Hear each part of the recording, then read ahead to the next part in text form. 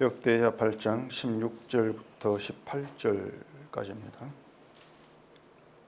솔로몬이 여호와의 전에 기초를 쌓았던 날부터 준공하기까지 모든 것을 완비하였으므로 여호와의 전 공사가 결점 없이 끝나니라. 그때에 솔로몬이 에돔 땅의 바닷가 에시온 게벨과 엘롯에 이르렀더니 후람이 그의 신복들에게 부탁하여 배와 바닷길을 아는 종들을 보내매 그들이 솔로몬의 종들과 함께 오빌에 이르러 거기서 금 450달란트를 얻어 솔로몬 왕에게로 가져왔더라. 아멘. 기도하겠습니다.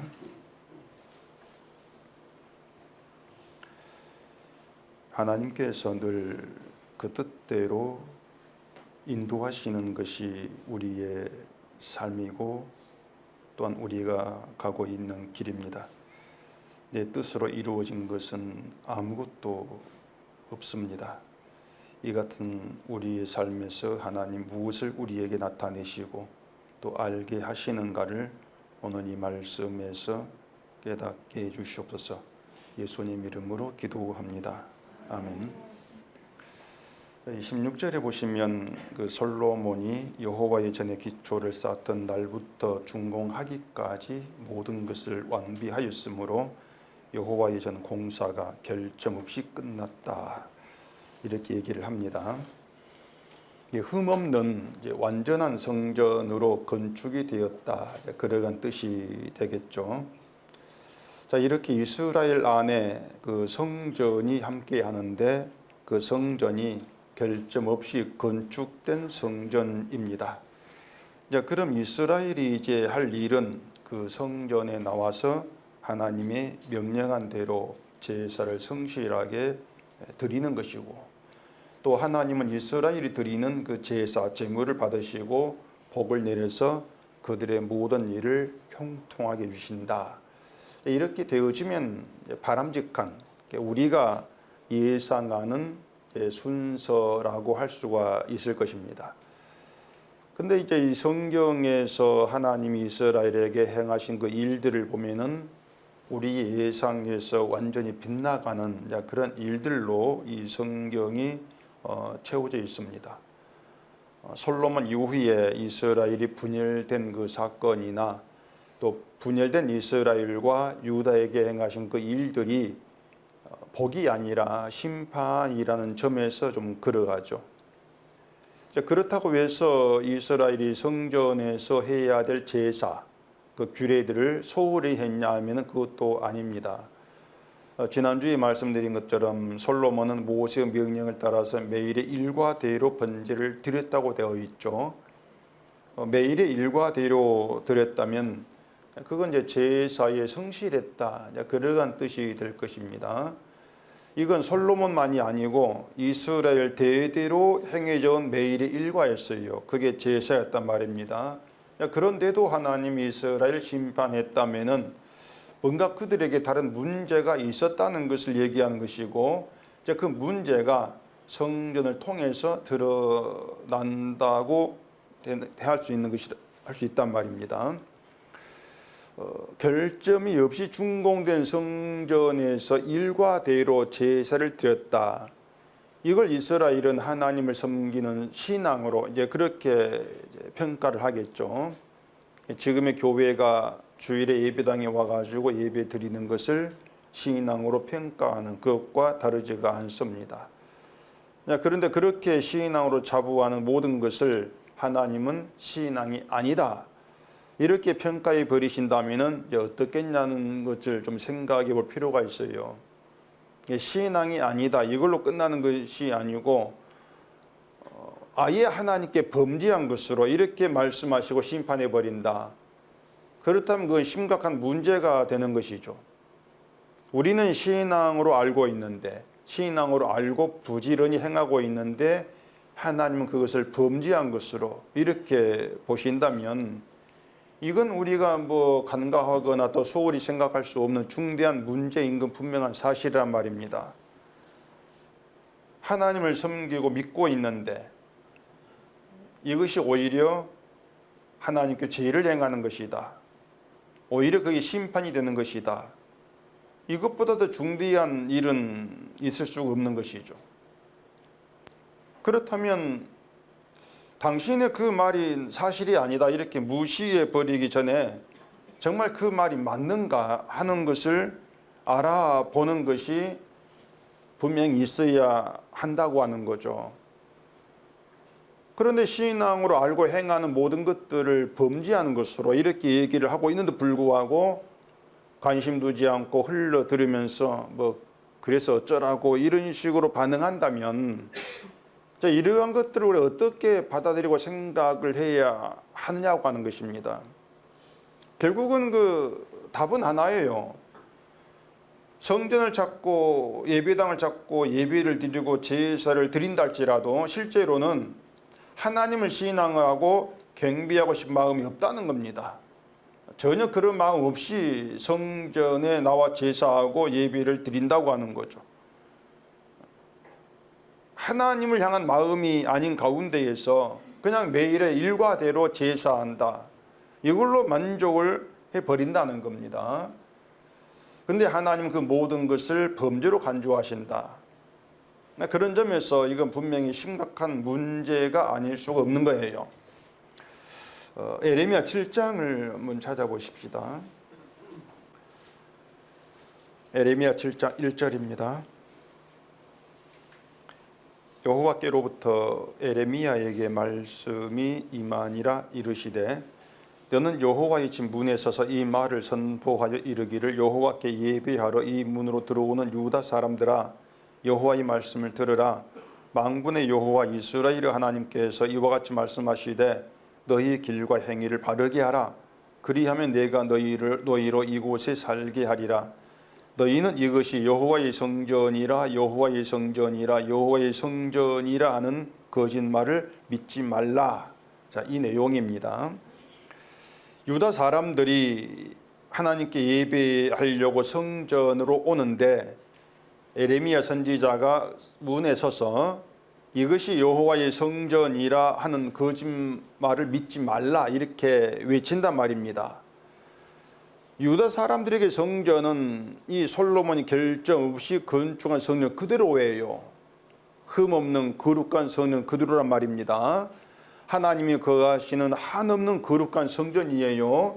그 성전에 나와서 매일의 일과대로 드리는 제사, 그것 또한 하나님을 경배하는 충성한 신앙으로 알고 있고 그렇게 드리고 있단 말입니다. 그렇게 실천하고 있는 자신들을 하나님 백성이라 이렇게 자부하는 게 유다 사람들입니다. 그런데 선지자가 문 앞에 서가지고 이것이 여호와의 성전이라고 하는 거짓말을 믿지 말라. 이건 거짓말이야. 이렇게 외치고 있다면은 그 성전에 나와서 드린 제사는 뭐가 되겠습니까? 성전이 거짓말, 성전이 아니란 말입니다. 그런데 그 성전에 나와가지고 제사하는 것 제사, 이건 뭐가 되겠어요? 결국은 성전이 아닌 곳에 나와가지고 제사하는 것이 되고 따라서 제사도 하나님과 상관없는 제사가 되는 것이란 말입니다. 그렇기 때문에 선지자 말이 사실이라면은 이건 이스라엘의 신앙 근간이 흔들리는 것이고 또한 신앙으로 알고도 모든 게 무너져버리는 엄청난 말이 아닐 수가 없는 것이죠. 그래서 다른 의도가 없이 정말 진심으로 하나님께 경배하겠다 이런 마음 하나로 성전에 나오는 것이라면은 그 성전이라는 거짓말을 믿지 말라 이 선지자 말은 거기 나온 사람들의 크나큰 충격으로 다가오는 것이 맞단 말입니다. 엄청난 충격이 돼야 되죠. 선지자는 말인데. 그러면은 아니 당신 이 말이 무슨 뜻입니까? 이걸 묻고 드려야 되지 않겠습니까? 정말 이게 왜 성전이 아니란 말입니까? 무리한단 말입니다.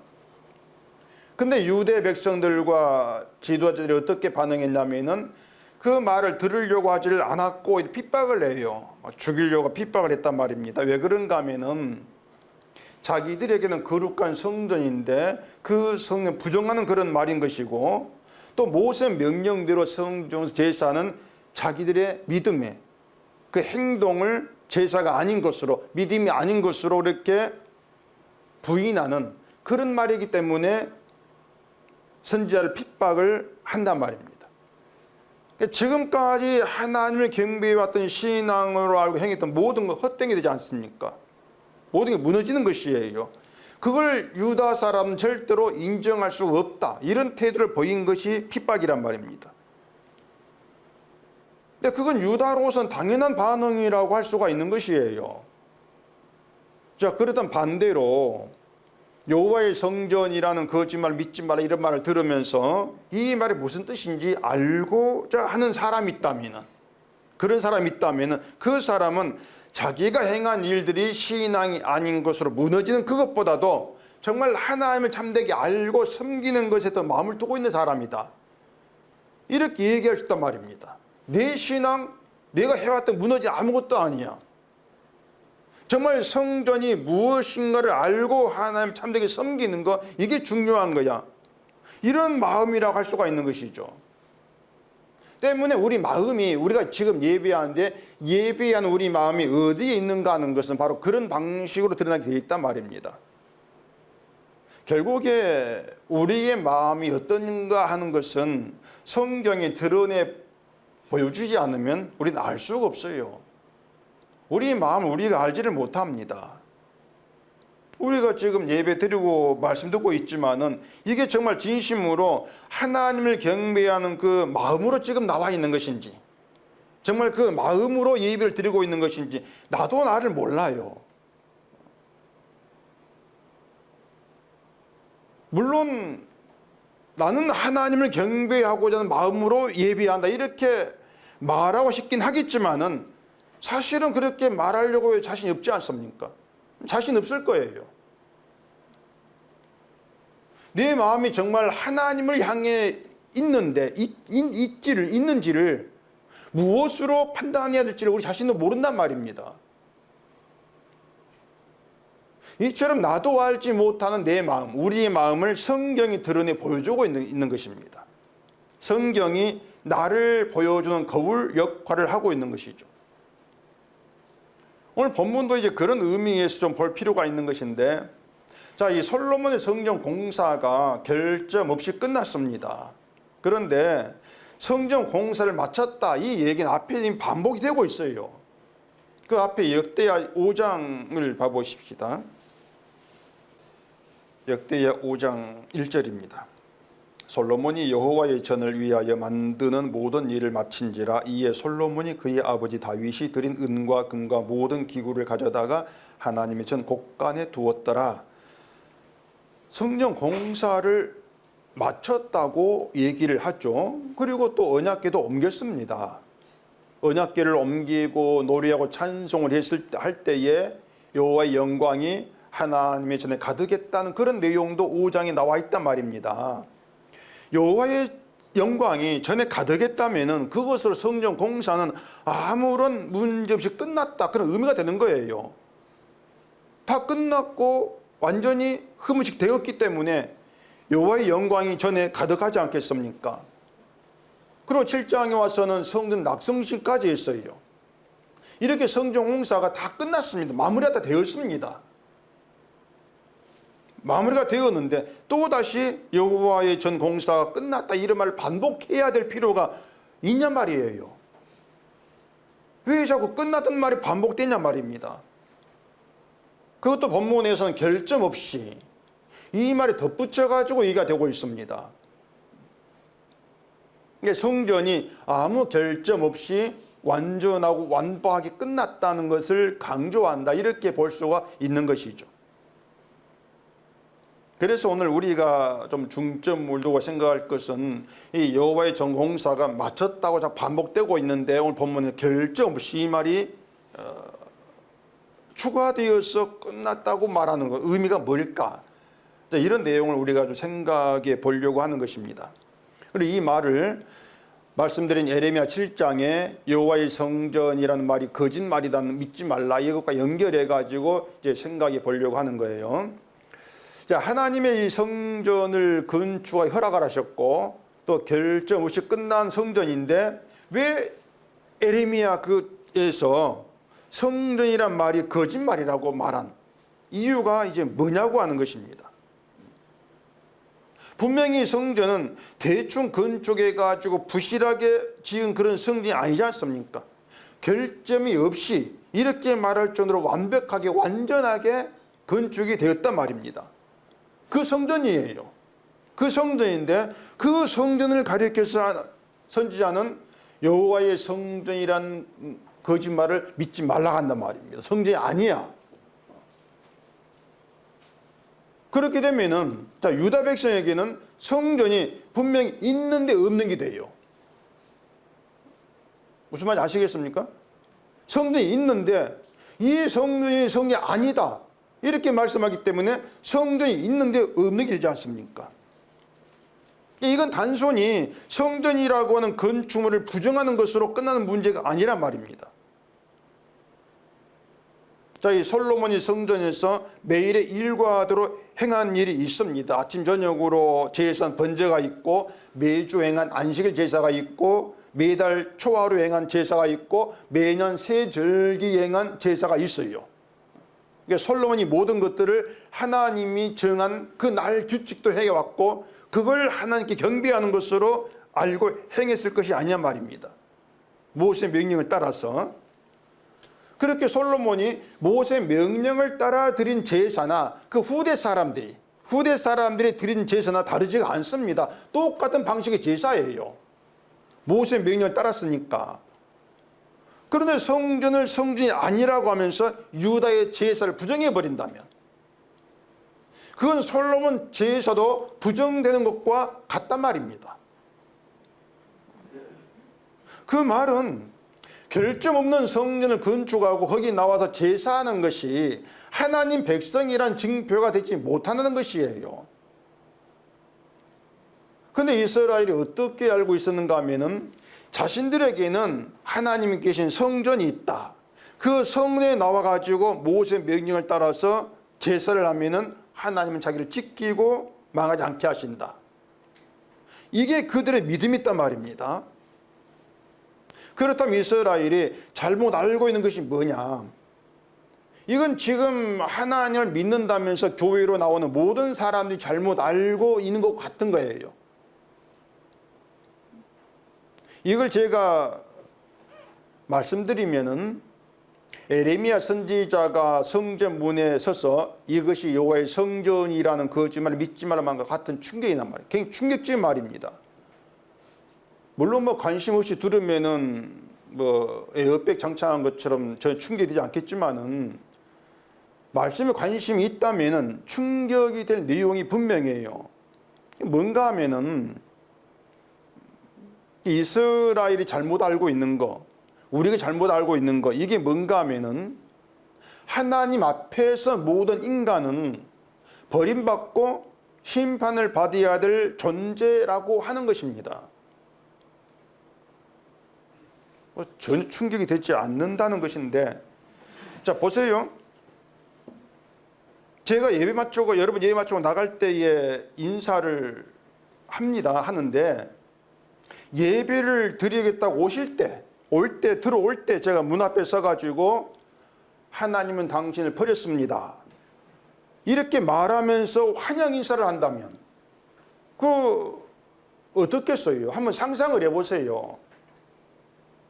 하나님은 당신을 버렸습니다. 악수하면서 환영합니다. 목사가 그렇게 인사하고 교회는 또 그런 인사말 듣고 아멘 하면서 예배당에 신나게 들어와서 예배하고 말씀 듣는 그런 장면 상상해 보면은 이건 괴상한 교회죠. 그런 교회는 사실 없습니다. 인간이 그런 교회로 이루어질 수가 없어요. 어떻게 내가 지금 예배 들어오는데 하나님 늘 버렸어. 이런 말을 듣고 아멘 하면서 좋다고 또 예배한다? 이거 미친 사람이죠. 정신 나간 거예요. 근데 하나님이 인간을 그냥 다른 인간 아닙니다. 여러분을 버렸다고 하는 게 사실이란 말입니다. 저도 버린 자고 여러분도 버린 자예요. 근데 교회를 찾는 사람들은 하나님이 나를 버렸다고 하는 걸 전혀 생각지를 않습니다. 예상하지도 못해요. 그런 꿈도 꾸지를 않습니다. 무조건 하나님 백성이다. 믿는 자들이 자기를 알고 나와서 예배하고 기도하고 있단 말입니다. 그러면 자기의 그런 예배가, 신앙행위가 뭔가 하나님께 좀 닿는 효력이 있어가지고 그게 나에게 자꾸 어떤 그 복으로 돌아오기를 기대하지 않습니까? 그러니까 그런 모든 것들이 하나님 인간을 버렸다는 거 안 맞다는 것이에요. 그러니까 신앙생활이 하나님과 안 맞아요.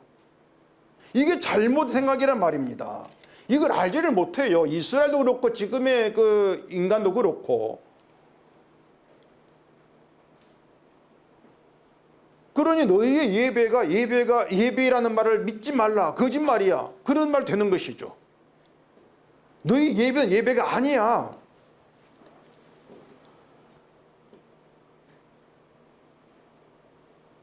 그래서 사람들이 그런 말을 덤덤하게 듣고 넘길 수도 있고, 아니 저게 무슨 이단의 말인가? 그렇게 받을 수도 있단 말입니다.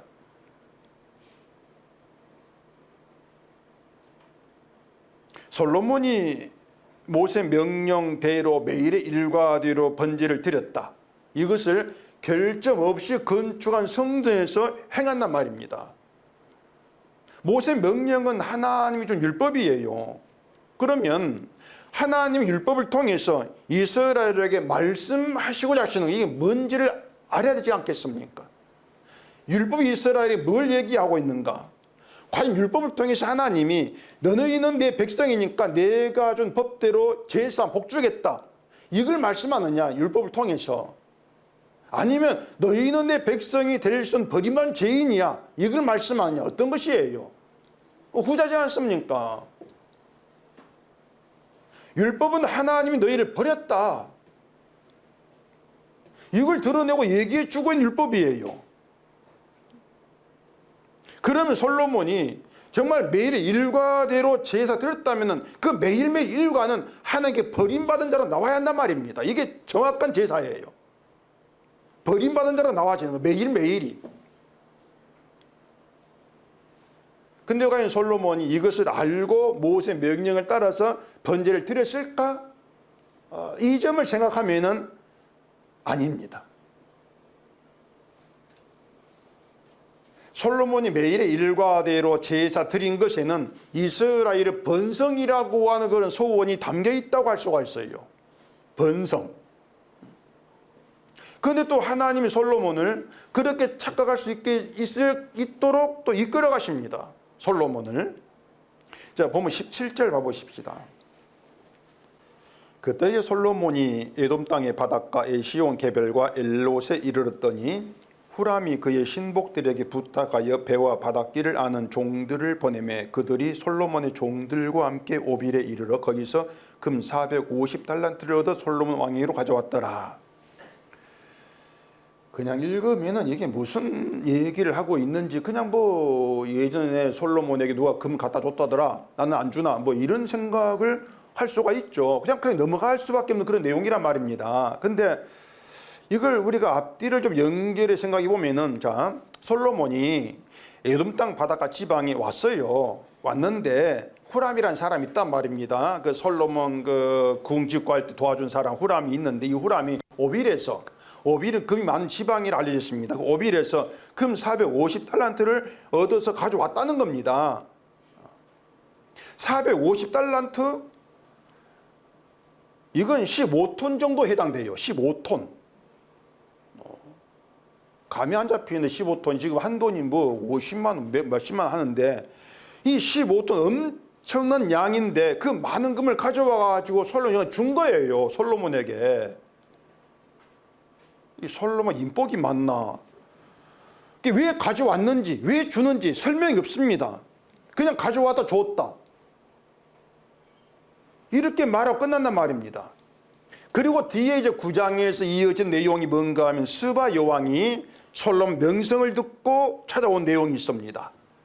자, 그렇게 보면은 후람이 엄청난 금을 가져왔다는 이런 말을 지금 하고 있는 것은 그만큼 솔로몬의 명성이 온 세상에 퍼졌다는 것을 우리가 예상할 수 있는, 자, 그런 의미의 말로 볼 수가 있단 말입니다. 그러니까 솔로몬이 세상 중심이 되어 있는 거예요. 막 금을 갖다 줘요. 찾아오고 말입니다. 그럼 이처럼 솔로몬이 잘 됐죠. 솔로몬이 잘 된 것이 이 성전에서 매일의 일과대로 열심히 제사한 그 덕분이라 말 수 있는가? 그건 아니지 않습니까? 성전 찾는 사람들, 예배당에 나온 사람들 그렇게 마음 먹고 예배를 하고 기도한다 할지라도 우리는 어쨌든 그건 아니야. 하나님은 그렇게 일하지 않는 분이야. 이건 우리가 알고 있단 말입니다. 결국 뭔가 하면은 솔로몬 이후에도 제사는 계속됩니다. 계속 되었을 것인데 결국 이스라엘은 남북 분열이 돼요. 분열되고 그들 마지막 심판입니다. 이런 걸 생각하면은 그 제사에 인간이 기대한 효력이라고 하는 거 없어요. 솔로몬의 번성은 솔로몬으로 끝난단 말입니다. 그러니 매일의 일과대로 뭘 하든지 간에 그게 어떤 효력이 있어가지고 번성하게 하고 보고 돌아온다 이런 얘기는 없는 것. 제사는 그런 게 없단 말입니다. 그런데 어쨌든 솔로몬이 번성을 했고 하나님께서 번성하게 하신 것인데 우린 번성을 좋아하지 않습니까? 번성을 좋아하고 또 그게 우리가 하나님을 찾는 본심이라고 할 수 있단 말입니다. 그런데 하나님은 우리에게는 솔로몬 같은 번성을 또 안 줘요. 왜냐하면은 번성하는 것이 하나님이 계획하신 진짜 이스라엘이 아니기 때문에 그렇단 말입니다. 교회가 번성하고 성도가 번성하고 민족이 번성하고 이건 하나님이 계획한 진짜 성도, 진짜 이스라엘이 아니에요.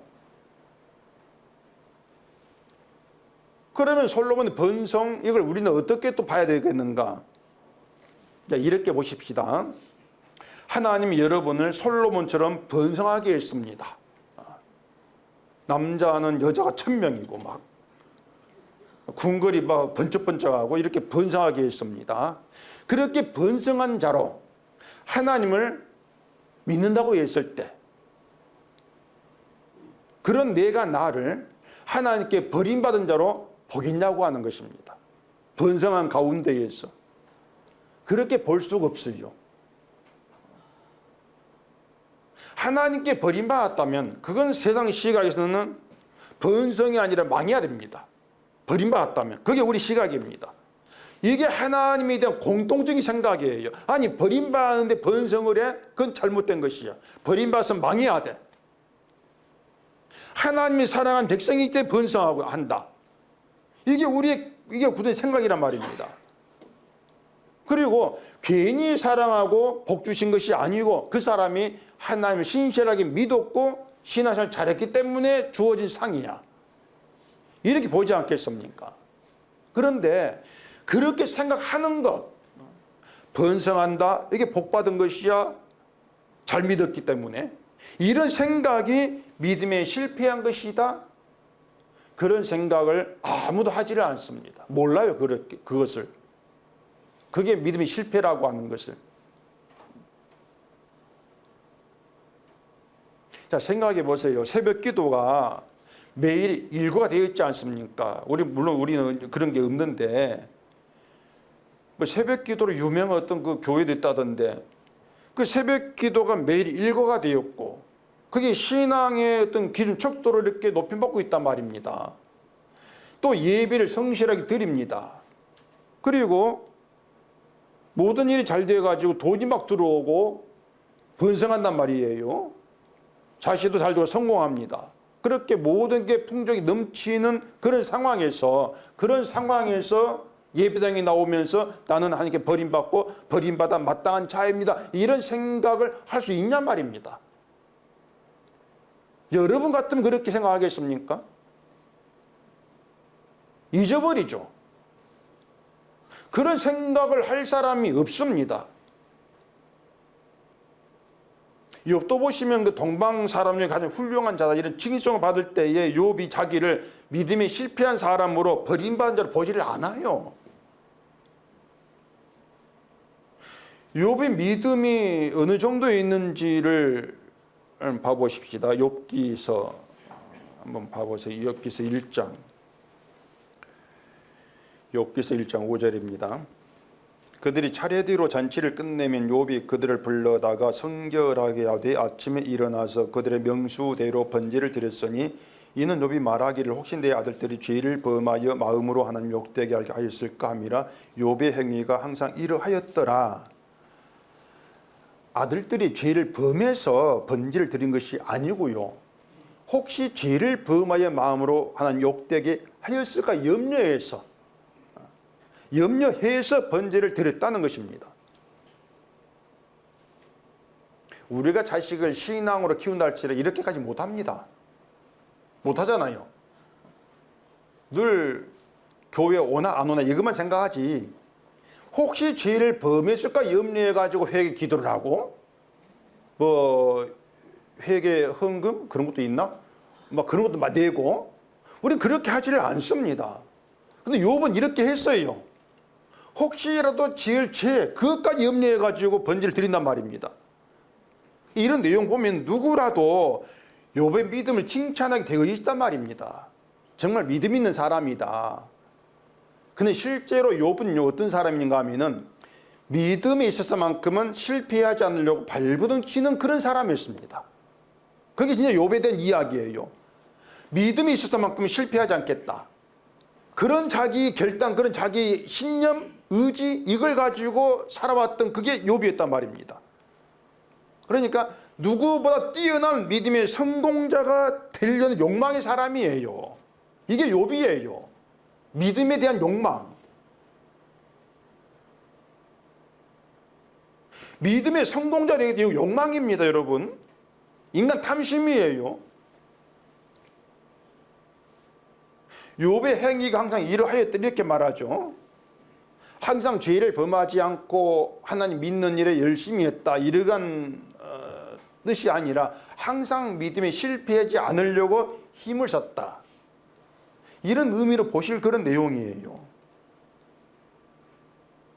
욥이 자식과 재산 다 잃어버립니다. 그것도 수십 년 걸쳐가지고 차근차근 겪는 일이 아니고 하루 동안 일어난 일이에요. 종이 와가지고 스바 사람이 소와 나귀를 빼앗고 종들을 죽였습니다, 이렇게 보고합니다.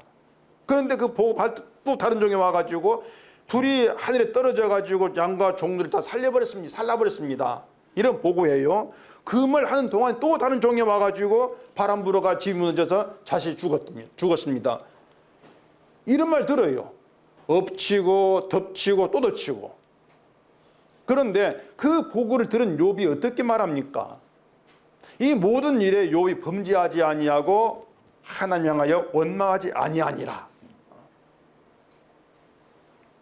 이런 구절의 사람들은 욥의 믿음을 생각한단 말입니다. 어떤 고난 가운데서도 욥은 원망하지 아니했어. 우리가 이런 믿음이 돼야지. 원망하지 말자. 감사하자 오히려. 그렇게 욥의 신앙을 대단한 것 높인단 말이에요. 그리고 욥을 끝까지 믿음 있는 자리에 놓고 성경을 보죠. 그렇게 해서 나온 결론이 고난 가운데에서 인내한 복받은 욥, 인내로 성공한 욥, 이런 말이 나온단 말입니다. 그 교회 오빠라고 하는 영화가 있습니다. 제가 전에 말한 기억이 나는데 그때 말했다 해도 지금 또 다르게 말할 거니까 괜찮아요. 이 영화가 이관희 집사라고 하는 분에 대한 다큐인데, 이분이 암 환자예요. 그 아내가 이제 딸을 출산하고 이제 조리원에 있다가 나오는 날에 남편인 그 집사가 배가 아파서 병원에 진료받았는데 대장암 사기입니다. 이렇게 이제 진단받습니다.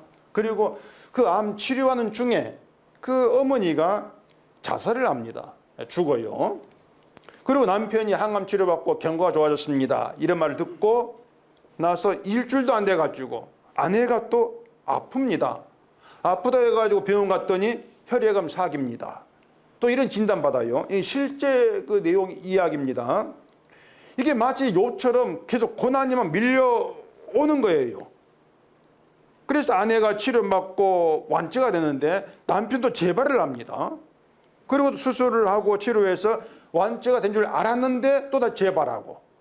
그렇게 해서 결국 세상을 떠나게 되는데, 이제 그런 과정에서 이제 다큐가 이제 그 자꾸 보여주고 얘기한 게 뭐냐면은 고난 가운데서도 하나님께 멀어지지 않으려고 기도와 힘을 쓰는 그 신앙의 모습.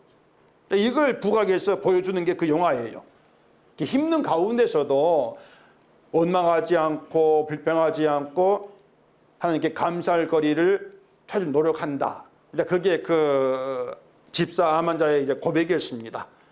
원망하지 않고 불평하지 않고 감사할 거리를 찾습니다.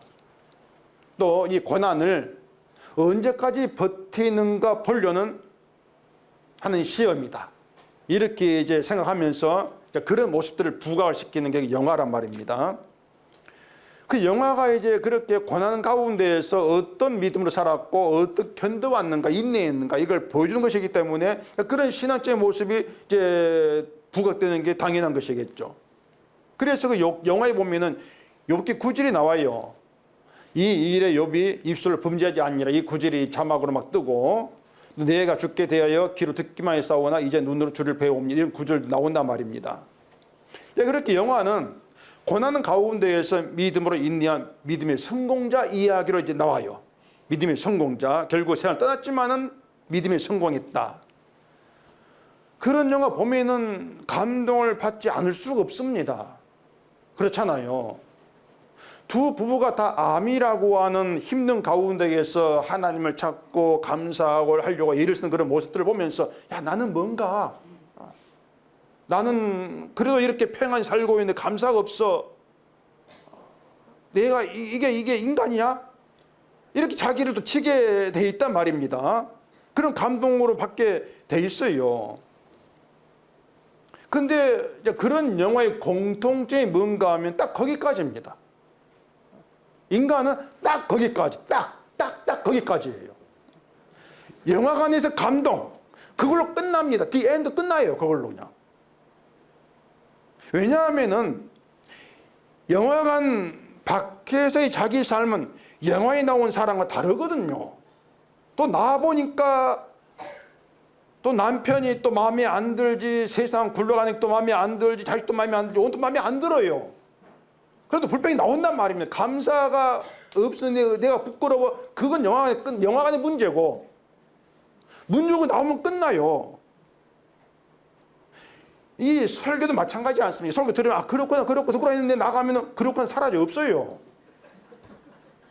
제가 좀 거짓말한 게 아니지 않습니까? 그게 우리의 실제 본 마음이란 말입니다. 우리의 그 신앙적인 감동 주는 영화가 많지 않습니까?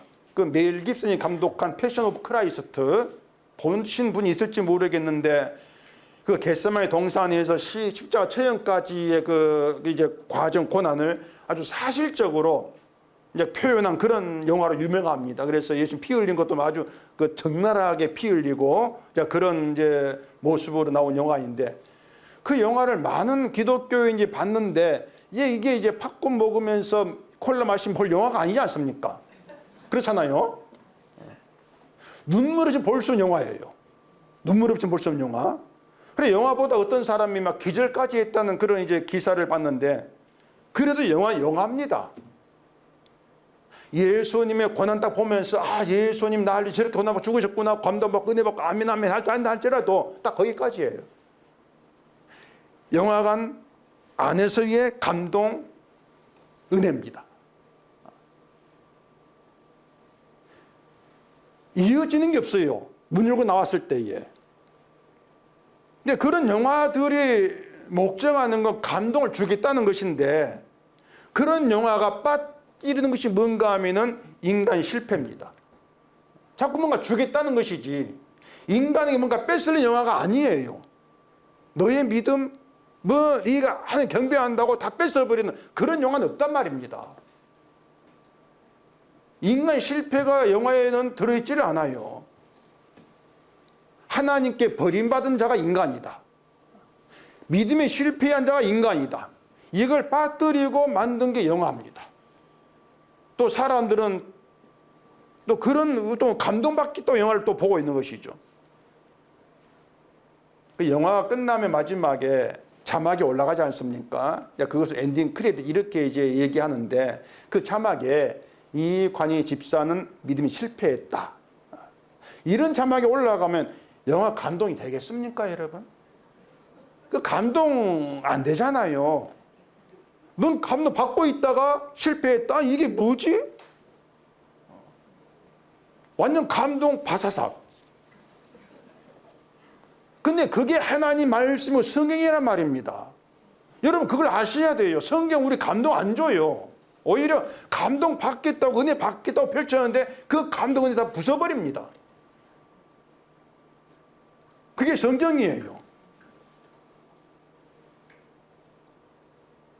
제가 저에게 자꾸 이런 질문을 많이 하시는데 목사님은 아니 언제부터 복음을 알았고 그렇게 또 설교를 했고 그냥 그걸 물어봐요. 그렇게 복음을 알면서 뭔가 좀 고민되는 게 없었는가 또 이렇게 물어봅니다. 제가 이제 전도사 때부터 성경에 의문을 품는 게 있었습니다. 뭔가 전에 자꾸 얘기했는데 아니 성경 믿음 복 준다 하는데 믿는 사람 보니까 복 받고 잘 사는 별로 안 보이다는 얘기예요. 그래 이게 뭐지? 저는 그렇게 이제 생각을 하고 성경을 봤던 거죠. 그러면 알아가는 게 성경 우리에게 복 주는 하나님이 얘기한 게 아니구나. 좀 아쉽지만은 그런 답을 제가 가지게 된 거예요. 그러면서 자꾸 고민되는 게 그런 설교에 내가 뭘 말하지? 이런 고민 가운데 또 해결한 게 뭔가 하면 인간에 내려놓는 거. 자꾸 뭔가 성공하겠다고 하는 것이 아니라 인간을 실패한 자로 말해버리는 이게 해결된단 말입니다. 이게 성경을 알고 나니까 막힌 게 없어요. 아무것도 안 막혀요. 내 안에서 뭐 정체된 게 없단 말이에요.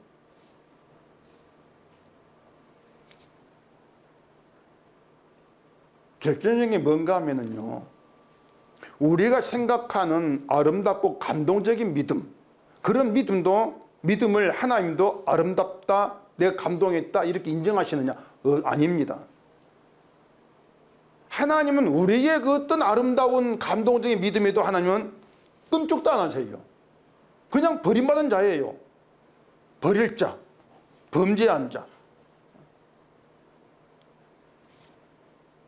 욥기에 보시면은 하나님이 욥의 신앙에 감동한 적이 없습니다. 1장 1절. 하나님은 그 욥에 감동하지를 않아요. 욥의 신앙으로 말할 수 있는 것도 없어요, 사실은요. 욥이 하나님을 향하여 원망하지 않으려고 했는데 자기 몸까지 고통을 겪게 되니까 왜 날 태어나게 했습니까? 저주하지 않습니까? 행위를. 욥도 결국 실패한단 말입니다. 실패해요. 그 실패한 자로 하나님께 버림받을 자, 이것이 인간이 있어야 될 자리입니다. 이걸 여러분 놓치면 안 돼요. 내가 하나님께 버림받아야 될 자라는 것을 알지 못하고 자꾸 믿음이 성공하려고 하는 것이 실패입니다. 이것이. 복 받겠다는 게 실패예요. 솔로몬처럼 되어도 버림받을 자입니다. 욥처럼 고난받아도 버림받을 자예요. 그러니 솔로몬 영광 들판에 못하지 않습니까? 버림받을 자니까.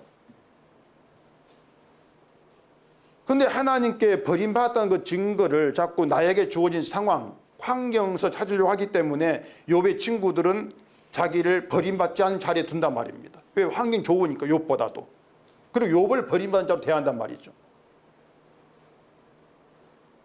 바로 이러한 것들이 유다 백성의 신앙의 모습이었고, 그런 유다를 향해서 여호와의 성전이라는 거짓말을 믿지 말라, 이렇게 말씀하시는 거예요. 그런 성전 없다는 것입니다. 그런 성전 없어. 너에게 복 주는 성전 없다. 그것이에요. 우리에게 복 주는 하나님 없다. 그 얘기입니다. 그래서 유다가 해왔던 성전 생활은 다 실패입니다. 성전을 자에게 복을 주는 것을 알고 나왔으니까, 제사였으니까 모든 게 실패다. 그래 하나님은 에레미야를 보내서 이스라엘이 실패했다는 것을 선포하시는 것이죠. 성경에서 유다는 에레미야를 통해서 이렇게 실패했다는 선포하는데 지금 우리는 성경을 통해서 너희는 실패했어, 이런 선포를 받고 있지 않습니까? 버림받은 자야. 성전을 사모하고 하나님을 위해서 성전 나와가지고 무엇을 한다 할지라도 다 실패한 것으로 간주된다는 사실을 몰랐다는 것이 이스라엘, 유다의 잘못이에요. 이스라엘의 잘못이고, 결점 없이 공사가 끝난 성전, 이 결점 없이 그대로 유지가 되는 것은요 딱 하나입니다. 그 성전에 인간의 의가 들어가지 않아야 되는 것입니다. 이것이 결점 없는 성전의 유지는 딱 한 가지 길입니다. 성전에 언약궤가 있고 그 언약궤는 제물의 피로 인간의 죄를 용서하시는 하나님의 인자와 자비에서 나타내지 않습니까? 이게 성전이에요. 그러니까 하나님의 인자, 자비, 그 희생 제물의 피로 인한 인자, 자비, 이것으로 성전 결점이 없습니다. 근데 인간은 그 성전을 그대로 안 둬요. 자꾸 내 의를 집어넣으려고 한단 말입니다. 매일의 일과대로 번제하면서 하나님 저희가 이렇게 열심히 섬겼습니다. 자기 행위를, 자기의 믿음을 성전에 집어넣고 본단 말입니다. 자꾸 자기 걸 집어넣으니까 하나님은 내 의를 보시고 복 주겠지, 복으로 다가오겠지. 결국 이스라엘에게 성전은 복이 나오는 그런 성이 돼버린 거예요. 그걸 여호와의 성전이라고 하는 게 거짓말이다. 그런 성전 없다. 믿지 말아라. 이게 하나님 말씀이었습니다. 성전에는 희생제물의 피만 있으면 됩니다. 그걸로 되는 거예요. 내가 주의 피를 믿겠습니다, 이런 인간의 시도, 우리가 시도하는 모든 것은 주의 피를 해방하는 것밖에 안 됩니다. 어떤 시도도 하려고 하지를 마세요, 여러분. 사람이 주의 피를 믿는다, 십자가를 믿는다, 이렇게 할 때에 믿는다는 것으로 끝나지를 않습니다. 자꾸 믿는 나를 생각하게 되어 있습니다. 내가 믿잖아. 자기를 생각을 해요. 이게 인간 마음이란 말입니다. 나를 생각하는 거. 설교 시작하면서 성경이 내가 알지 못한 내 마음을 드러내 보여준다고 말씀을 드렸는데, 성경에 보여준 내 마음은 나밖에 없는 마음이에요. 그게 성경에 보여주는 내 마음입니다. 나밖에 없다.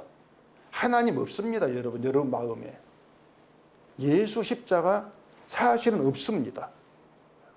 그 십자가를 믿겠다고 나오는 내가 있죠.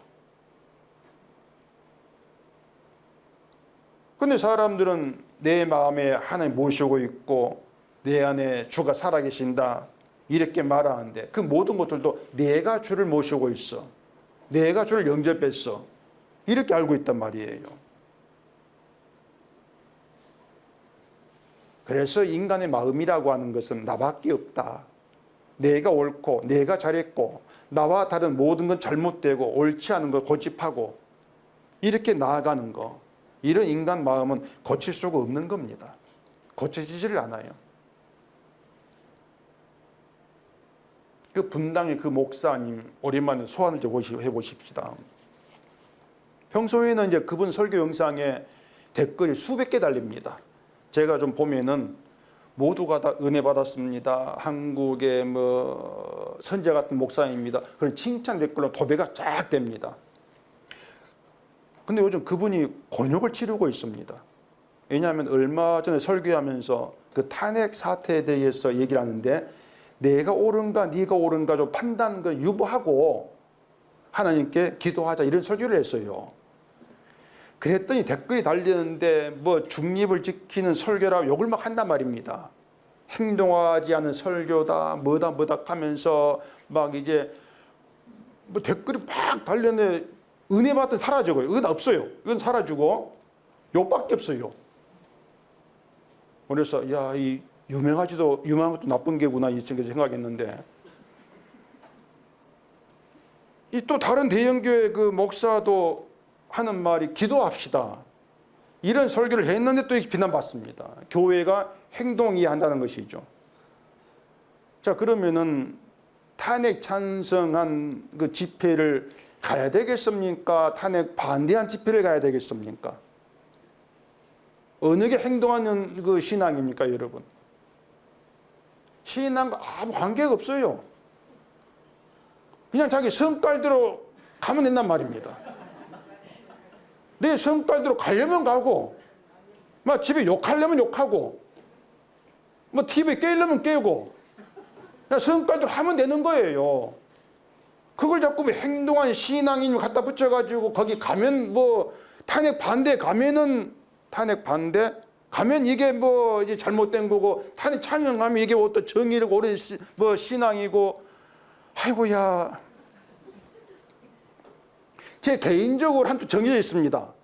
뭐 대가 눈치챘을 것인데 복음이 윤석열 탄핵하는 관계 없어요. 그게 무슨 신앙 관계 없단 말이에요. 근데 사람들은 결국 뭔가 하면은 내가 옳다고 생각되는 대로 돼야 돼요. 이게 인간 마음이란 말이에요. 어떻게든 내 뜻 중심대로 돼야 된다. 그래서 제 생각에는요, 반대든 찬성이든 그냥 양쪽 다 가만히 있으면 좋겠어요. 집회는 하지 말고, 이 집회 하지 말고 조용히 헌법재판소가 판단이 놔두란 얘기입니다. 놔두면 되지 않겠습니까? 재판장이 뭐 진보 보수 진영 나누어 가지고 판결을 어떻게 하든 나 믿지 못하겠다. 그래도 놔두면 돼요. 어떤 결론 난다 할지라도 그것 때문에 대한민국의 나라가 바른 나라 되는 건 아니란 말입니다. 그게 답이에요. 탄핵이 되든 안 되든 또 뒤에 누가 대통령이든 이 대한민국 나라가 바른 나라 안 돼요. 그냥 어둠의 나라, 그냥 죄의 세상 그대로란 말입니다. 세상 안 바뀝니다. 그런데 자꾸 바뀌어야 된다, 어째야 된다. 속만 바뀌는 좋겠는데 제가 말씀드리는 것은 우리 그런 우리 인간성 가지고는 믿음생활 가능하지가 않습니다, 여러분요. 그냥 그걸 제가 아시라는 거예요. 우리가 노력하는 어떤 것도 믿음이 아닌 겁니다. 인정된 믿음이 없어요. 그렇게 성경은요, 나는 나밖에 모르는 존재랑 드러내 보여주고 있습니다. 그러니 너는 실패한 자, 버림받을 자가 마땅하잖아. 이렇게 우리에게 돌을 던지고 있는 거예요. 결점 없는 성전은 결과적으로 예수 안입니다. 예수 안이 결점 없는 성전이에요. 그 예수 안에 있는 게 뭡니까? 예수님의 피로 이루신 그 의가 있지 않습니까? 그 예수 안에 결점 없는 그 성전에 우리 것, 여러분 것을 가지고 들어가지 마시라는 얘기입니다. 이게 결론이에요. 자꾸 여러분의 믿음을 짊어지고 들어가려고 하지 마시라는 얘기입니다. 여러분이 뭘 행하든지 간에 그걸 믿음의 행위로, 신앙 행위로 알고 짊어지고 들어가지 마시라는 얘기예요. 그게 진짜 실패예요. 그것이. 주 안은 그런 인간을 받지를 않습니다. 예수님 의가 있어. 이걸로 성전은 흠이 없어요. 이 성전 안에 있는 자가 성도인데 그게 성도라면 성도에게는 자격이 없습니다. 자기 실패를 인정할 수밖에 없어요. 그게 성도예요. 이런 성도는 하나님에 의해서 만들어진단 말입니다. 새롭게 되어진 성도예요. 그 주복 그림이 뭔지 여러분 눈치채시죠? 마술한 사람이거든요. 모자에서 비둘기가 나옵니다. 그 비둘기가 만들어진 겁니까? 아니면 있는 것을 마술사가 어떻게 손재주로 내보내는 것입니까? 있는 거지 않습니까? 비둘기를 만들어서 내보는 게 아니에요. 있는 걸 그냥 손짓을 가지고 없는 안 보였다가 못 보게 했다 그냥 내보인단 말입니다. 성도는 그런 마술이 아니고요. 만들어지는 겁니다. 새롭게. 창조되어지는 거예요. 그래서 없는데 있는 게 성도라겠지 않습니까? 이런 성도는요, 세상에 인간이 자기를 향하는 시선이 달라요. 어떻게 다르냐? 자기를 실패한 자, 버림받을 자로 본다, 그 얘기입니다. 이게 성도의 안에 창조된 새로운 마음입니다. 새 심령, 새롭게 창조된. 이러한 성도는 주의 의로 감사돼요. 막 내 삶에서 감사할 것을 찾는 게 아니고요, 막 힘든 가운데에서 난 감사해야 돼, 뭐가 감사할 거리지 찾는, 이게 성도가 아니에요. 그냥 그 삶에서 불평이 나오면 불평하면 되는 거예요. 그걸 자꾸 막으려 하지 말라는 얘기입니다. 불평하면서 이게 실패한 인간성이구나, 그렇게 알면 되는 거지 않습니까? 그런 나를 발견한 가운데에서 내 감사할 거리는 주의 의밖에 없구나. 왜? 이렇게 실패한 버림받은 자에 주어진 게 주의 의니까, 나에게 부어진 게 주의 피니까, 그 피가 나를 구원했으니까 그 주의 의 하나로 감사하겠습니다. 감사합니다. 이렇게 나와지는 게 성도입니다. 이러한 감사가 여러분께 있는지 곰곰이 좀 생각해 보시기 바랍니다. 기도하겠습니다. 아버지 하나님, 오늘도 말씀을 통해서 우리 잘못된 생각들, 착각이 무엇인가를 알게 하시니 감사합니다. 내가 짊어지고 나온 내 모든 것들이 주의 말씀에서 문을 빼앗기는 이것이 또한 복이고 은혜입니다. 이렇게 성도인 자리에서, 실패의 자리에서 주의 의만 바라보고 의가 감사가 되는 복된 성도로만 살아갈 수 있도록 우리를 붙들어 주시옵소서. 예수님 이름으로 기도합니다. 아멘.